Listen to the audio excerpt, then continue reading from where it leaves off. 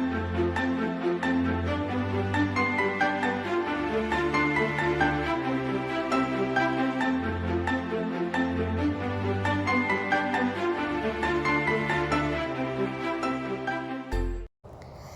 guys, it's me, Nephie the Princess here, and today I will be reading a book called Miss Brown is Upside Down. But before we do that, make sure you like, subscribe, share, and turn on the notification bell so you never miss any video on my channel. Nephie the Princess! Okay, let's get started. Miss Brown is upside down.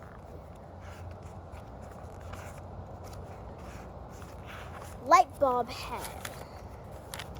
My name is AJ and I hate being smart. If you ask me, being smart is dumb. When you're a smart kid, grown-ups expect you to be smart all the time. Then they get all upset when you do something dumb. But when you're a dumb kid, grown-ups expect you to be dumb all the time. That's when you do something dumb, it's not a big deal. It's no big deal. But when you do something smart, they act like you're a genius. That's why my friends and I act dumb all the time. We want to lower the expectations of grown-ups. That's the first rule of being a kid. It was Monday morning. We were in Mr. Cooper's class arguing about which one of us is the dumbest. I'm dumber than you are, said Michael, who never ties his shoes. I'm dumber than both of you, said Ryan, who will eat anything, even stuff that isn't food. I'm the dumbest kid in the history of the world, said Neil, the new kid, who we called the new kid, even though he wears clothes. I was dumb before any of you dumb heads were even born, said Alexa. This girl who rides a skateboard all the time. We had to end the discussion. You'll never believe in 1,100 years who ran into the door. Nobody! Why would you run into a door? That would be funny. That would be really dumb. But you'll never believe who ran into the doorway. It was Mr. Klutz, our principal. He has no hair on his head at all, but he did have a hat on his head, and on top of the hat was a big light bulb. That was weird. Mr. Klutz's bald head already looks like a light bulb, so he really doesn't need a light bulb hat.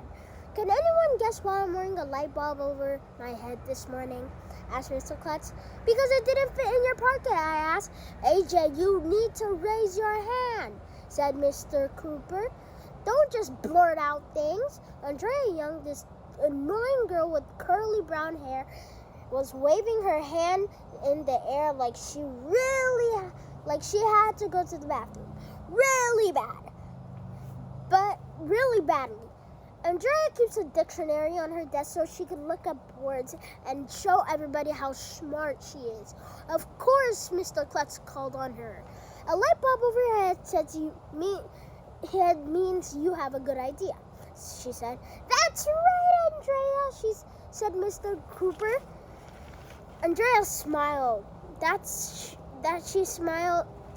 Andrea smiled the smile that she smiles to let everybody know that she knows something that nobody else knows.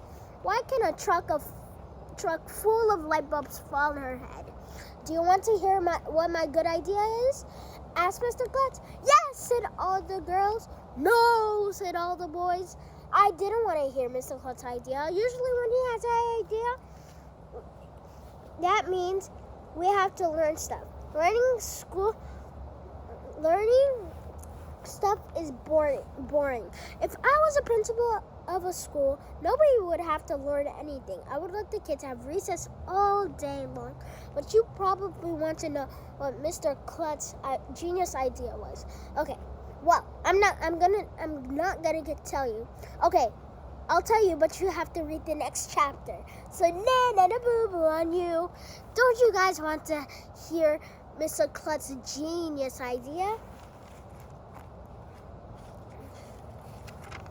The brain games. We're starting an exciting new program, Mr. Klutz told us. All the girls started whispering to each other and rubbing their hands together, as if we were going to eat ice cream or something. You're going to participate in the brain game, said Mr. Klutz. The brain games? I didn't like the sound of that. I hate using my brain. Using your brain means thinking, and thinking means learning, and learning isn't fun. That's when the weirdest thing in the history of the world happened. A lady walked into our classroom. Well, that's not the weird part, because ladies walk into our classroom all of the time. The weird part was that the lady was walking on her hands. I'm going to let Miss Brown explain the brain games to you, said Mr. Klutz. Miss Brown is upside down, I shouted. You need to raise your hand, AJ, said Mr. Cooper. Then Miss Brown jumped up so she was on her feet, like a normal person. You're probably wondering why I was walking on my hands, she said. Anybody could walk on their feet. It's more creative to walk on your hands. Miss Brown is an expert on creativities. Mr. Klutz, said Mr. Klutz, she is going to be your coach for brain games. The brain games are a competition where you use your brain, said Miss Brown. It involves creating projects, blah, blah, blah, think differently, blah, blah, blah, create and explore, blah, blah, blah. When the Snoofest had no idea what she was talking about, when I say up, I want you to think down, said Miss Brown. When I say in, I want you to think out. This isn't going to be one of those boring educational activities, is it? Is it? Asked Mr. Cooper. Ew, Mr. Cooper said the E word. Oh no, the brain games are going to be fun, said Miss Brown. The kids are going to create their own vehicle, and they're going to build a bridge too. Doesn't that sound like fun? Yes, said all the girls. No, said all the boys. The brain games are sponsored by Jiggly Gelatin Company, said Mr. Brown. I'm sure you've all tasted jiggly at home. It giggles, so you know it's good, added Mr. Klutz. I've tasted jiggly gelatin. It looks like my mother Jello, but it tastes horrible. My mother gave me jiggly to me one time when I was sick. It was the worst. It was worse than the medicine. And here's the big news, said Mr. Klutz. Your class is going to compete against another school to see which third grade will be the brain games champion of our town. Which schools? We all asked. Dark School, said Mr. Klutz. On a mountain made of cheese and snack bar, and in the snack bar you get all the pizza you could eat. We need to choose a team captain, said Mr. Brown. Are any of you in the gifted and talented program? Andrea's hand shot up in the air. Aren't you in the G&T program too, AJ? Asked Miss Cooper. I sunk down in my seat. I never wanted to be in the gifted, talented program. That's for dorks like Andrea. But Miss Coco, our gifted and talented teacher, forced me into it. Okay, AJ and Andrea will be the captains on your brain games team, said Mr. Cooper. Ooh, said Ryan. Said Ryan. AJ and Andre are co-captains. They must be in love. When are you gonna get married? Asked Michael. If those guys weren't my best friend, I would hate them. The death machine. The next morning,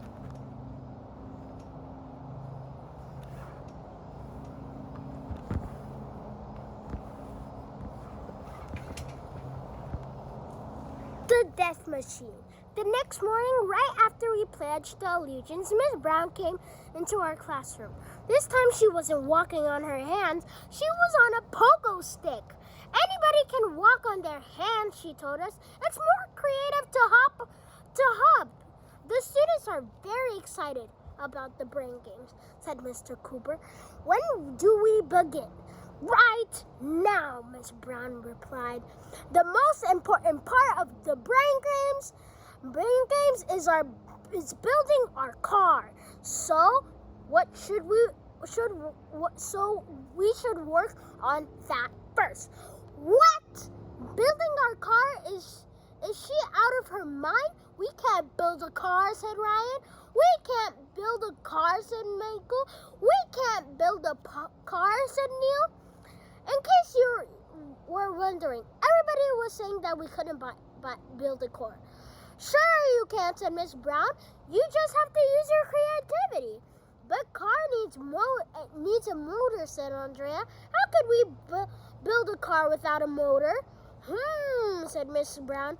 We need to find something that will turn the wheels. So, what turns around? A screwdriver, said Neil. Egg beater, said Neil. Egg beater, shouted Emily. A drill, yelled Alexia. Kids were shouting out all kinds of answers of things that turn. I looked around the room. That's when I got the greatest idea in the history of the world. A pencil sharpener, I shouted. Everybody looked at me like I was crazy. A pencil sharpener turns around, I said. But how can a pencil sharpener power a car, said Ryan. It can if it's an electric pencil sharpener, I told them. Everybody looked at me some more. Wait a minute, Andrea said. Arlo's right. Remember that remote control pencil sharpener that Mr. Yonkers showed us? Oh, yeah, everybody said. Our computer teacher, Miss Yonkers has a remote control she uses a remote control for everything. She even has a remote control that remotes control you when you're too lazy to get your regular remote control. You just press a button on the remote control. Your remote control remotely. Mr. Cooper went down the hall to talk with Miss Yonkers. They came back with a remote control pencil sharpener she invented. It made it possible to sharpen a pencil from 10 feet away. 10 feet away. We can use the motor from the pencil sharpener to turn wheels out of our car, I explained. And then we could move the car with the remote control. I should get the Nobel Prize for that idea. That's a prize they give out to people who don't have bells. While Mr. Yonkers helped us take the motor out of our pencil sharpener, Mr. Cooper got on the intercom and called a few of the other teachers. Miss Small, our gym teacher came in with 4 teams for tennis balls, so we could use as the wheels for our car. Miss Lazar, our custodian, bought up some wood screws and tools so we could build the body of our car. Mr. Doctor, our science teacher, helped us figure a way to steer our car. Miss Hannah, our art teacher, bought us some paint so we could decorate our car. We spent all morning working. Mr. Cooper said we could skip reading, writing, and math for the morning because everybody was doing such a great job. Finally, just before lunch,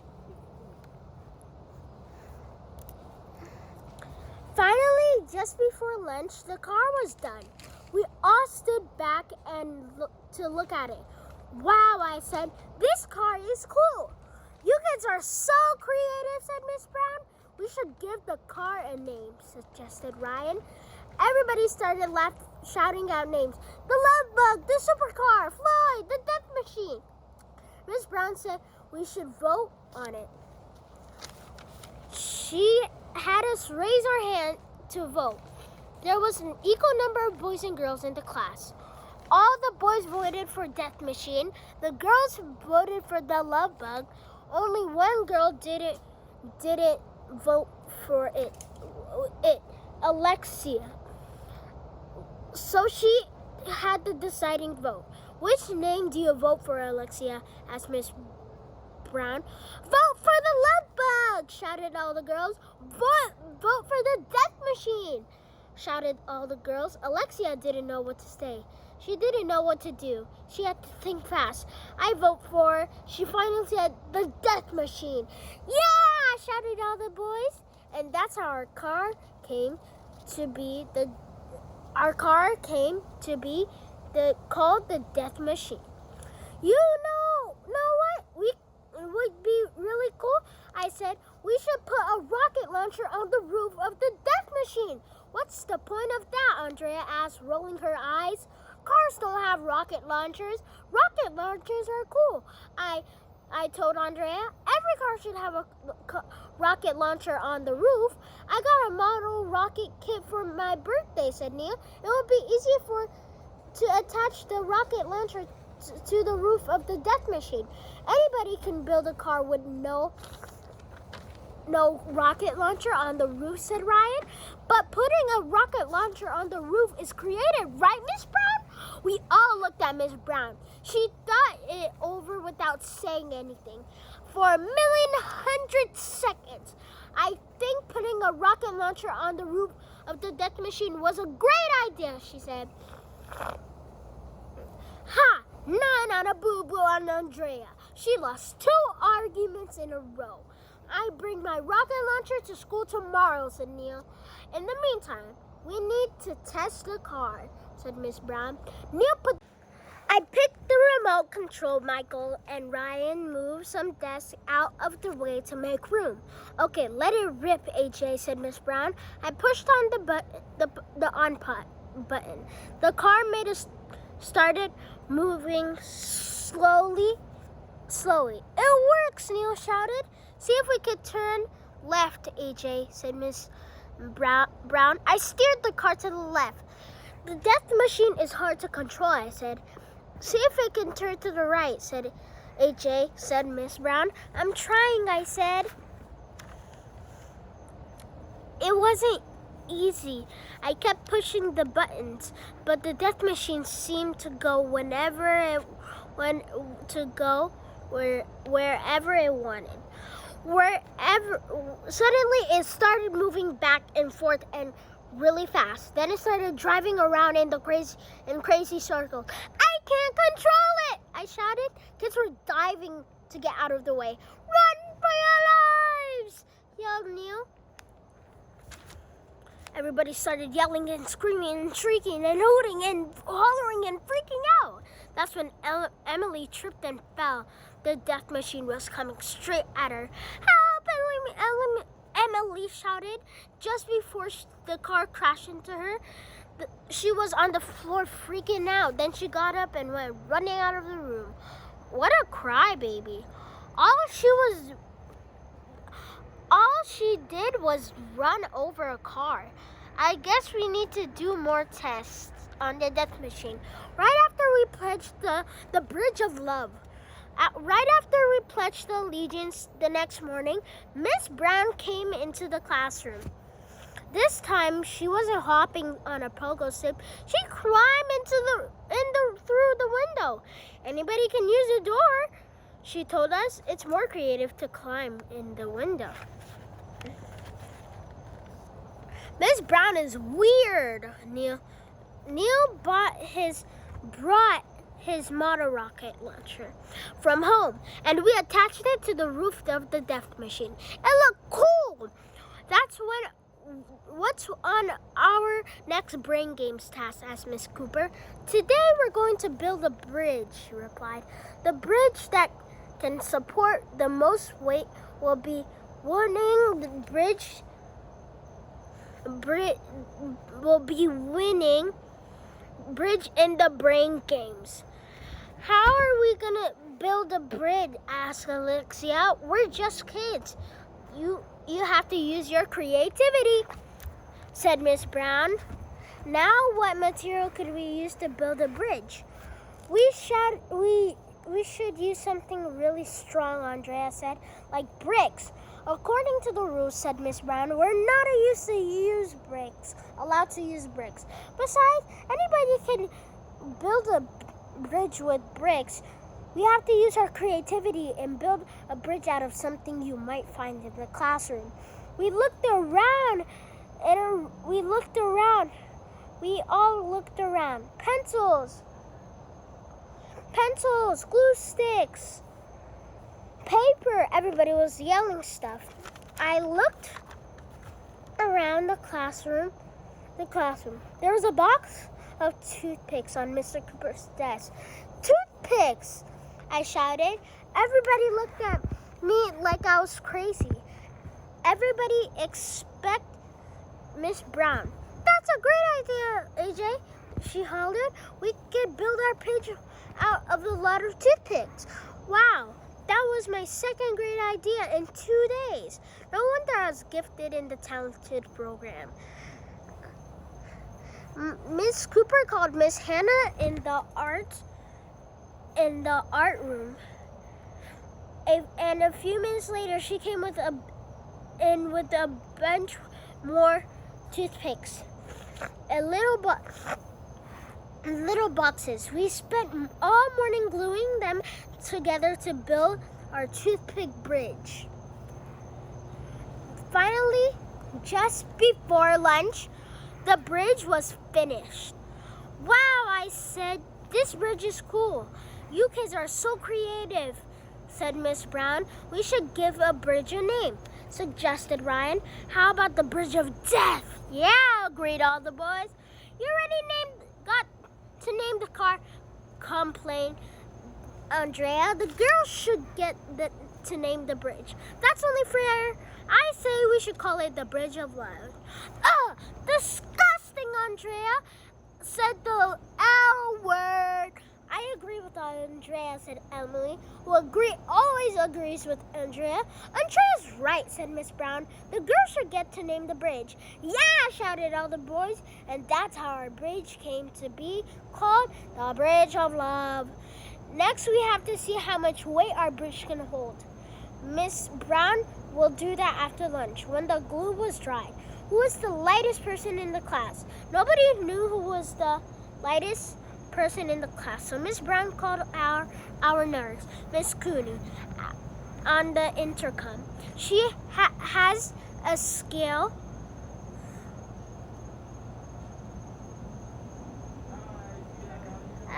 Good. She has a scale in the nurse's office, and Miss Cooney said we could all come down there and weigh ourselves. After lunch, we went to Miss Cooney's office. Each of us got on the scale, and Miss Cooney called out the numbers.